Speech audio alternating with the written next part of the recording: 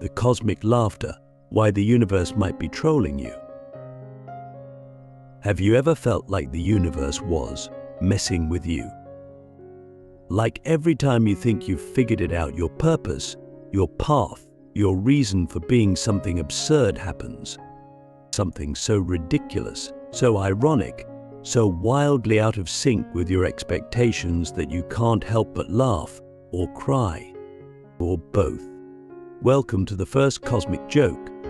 And no, this isn't just bad luck, it might actually be the meaning of life revealing itself.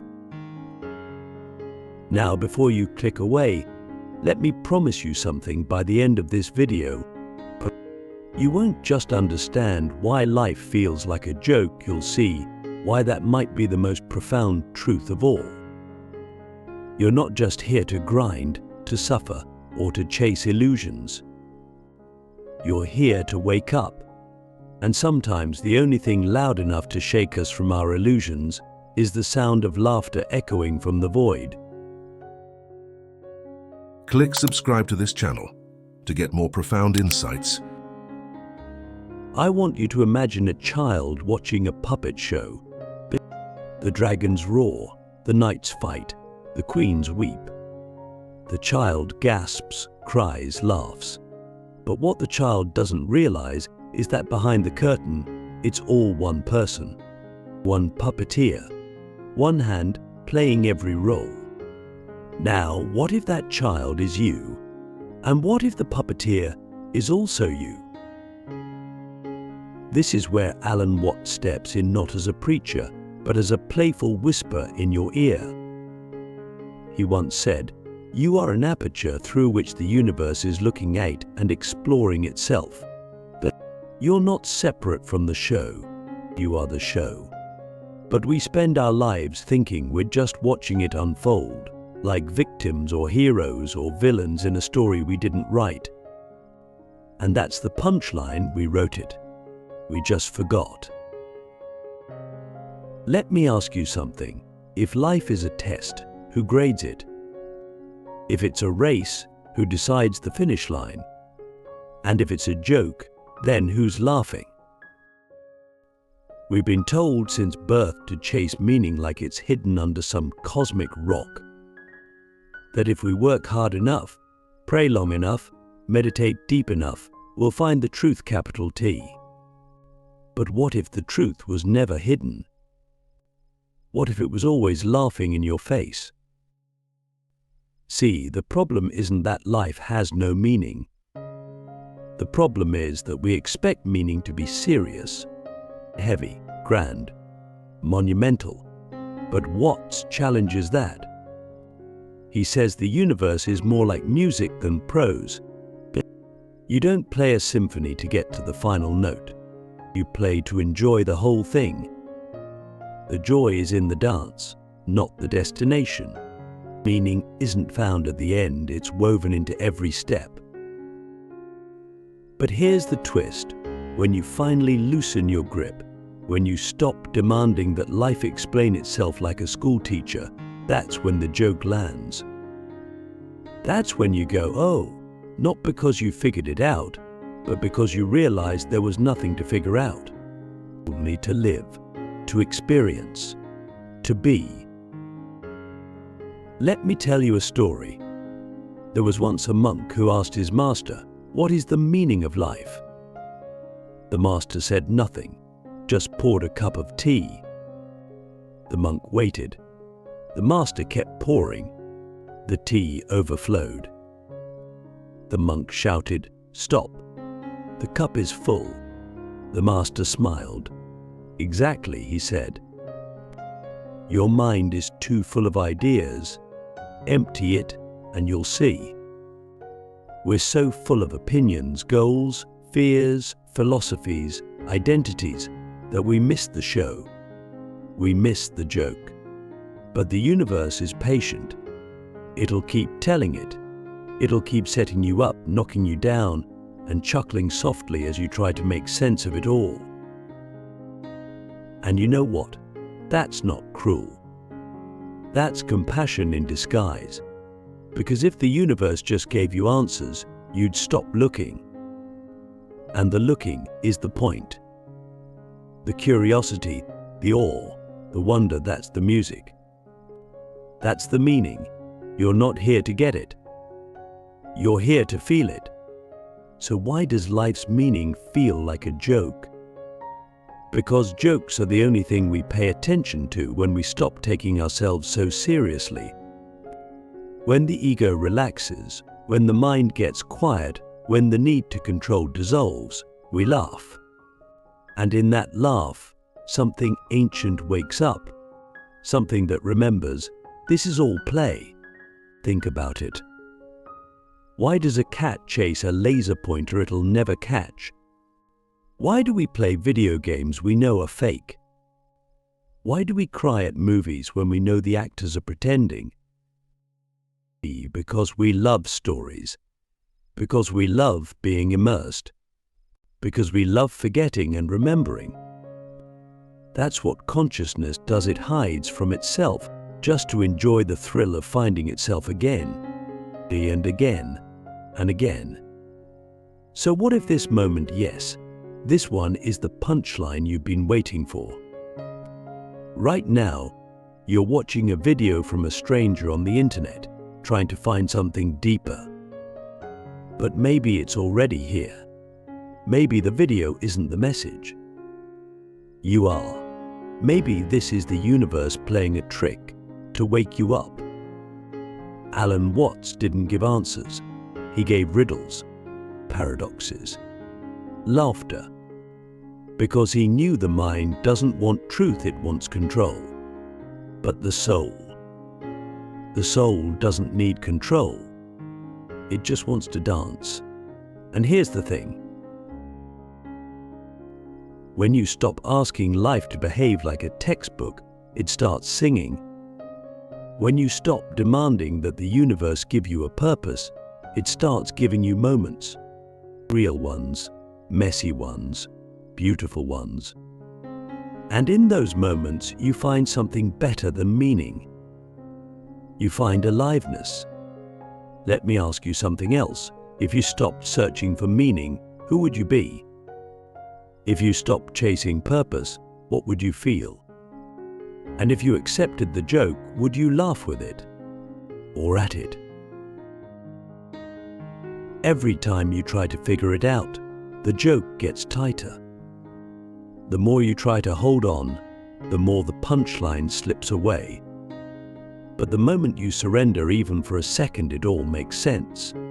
Not in words, not in logic, but in presence. You wake up. You laugh. You live. Now, I know what you might be thinking, okay, but what about suffering? What about pain? Trust me, we'll get there. We have to, because suffering is part of the joke too.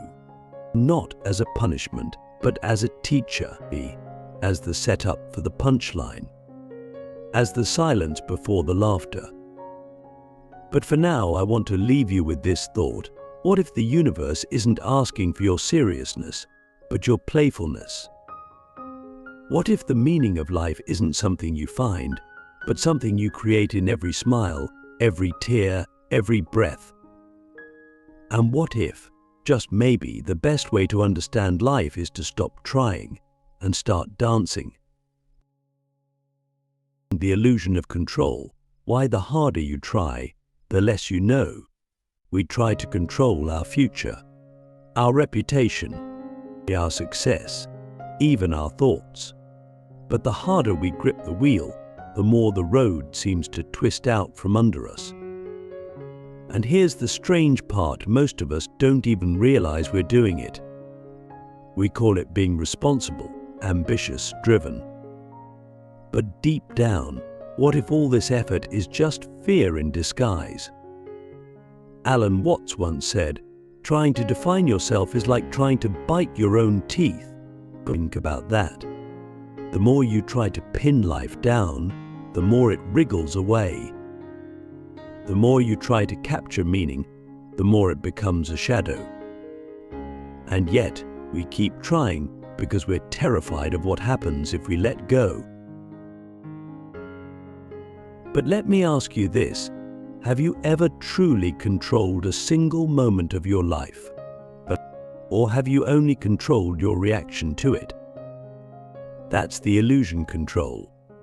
We think we're the authors of our lives, when in fact we're more like jazz musicians improvising in the dark. The melody is unknown, the chords uncertain, but in the flow, we find something deeper than control. We find presence. You see, the joke isn't that life is random or meaningless. But the joke is that we think we can outsmart it, outschedule it, outsucceed it. We think that if we just do the right things, we'll be safe from chaos. But Watts challenges that idea at its root. He tells us you're not a stranger in this world. You are this world. Once again, let's zoom out. Imagine a wave on the ocean. It rises, it falls. It's dramatic, but it crashes. It foams. It disappears. Now ask yourself, was that wave ever separate from the ocean? Or was it the ocean, momentarily expressing itself as a wave? That's you. That's me. That's everyone. We are the universe, momentarily expressing itself as individual people. But somewhere along the line, we forgot that.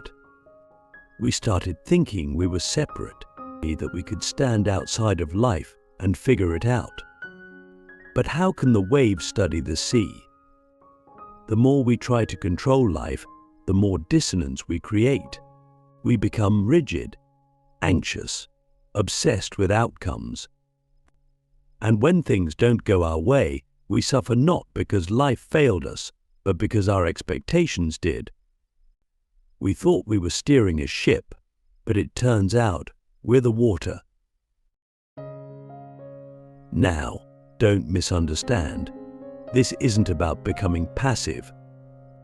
It's not about giving up. It's about waking up. It's about seeing that your real power doesn't come from control, it comes from alignment, from dancing with life, not dragging it behind you. Let me give you an example. Have you ever tried to fall asleep? Like tried really, really hard. You toss, you turn, you clench your eyes, you count sheep. And what happens? You stay awake, because sleep isn't something you do, it's something you allow. It happens when you stop trying. That's life. That's meaning. That's peace. Alan Watts calls this the backward law. The idea that the harder you chase something, happiness, success, even enlightenment, the more it eludes you. Because the act of chasing reinforces the belief that you don't already have it, that you're separate from it, that you're lacking. And that's the root of suffering, the belief that you are not enough, not whole, not home. Let me challenge you right now, wherever you're watching this, what are you trying to control that's already flowing just fine without you? What would happen if you stopped holding the strings? If you let go of the script? Because here's the paradox. When you stop trying to control life, life starts cooperating with you. Not because you've mastered it, but because you've joined it. You've stepped back into the current. This is where the joke deepens. Control is the ego's favorite trick. It whispers, if you just try harder, you'll finally be enough. But enough for what? For whom?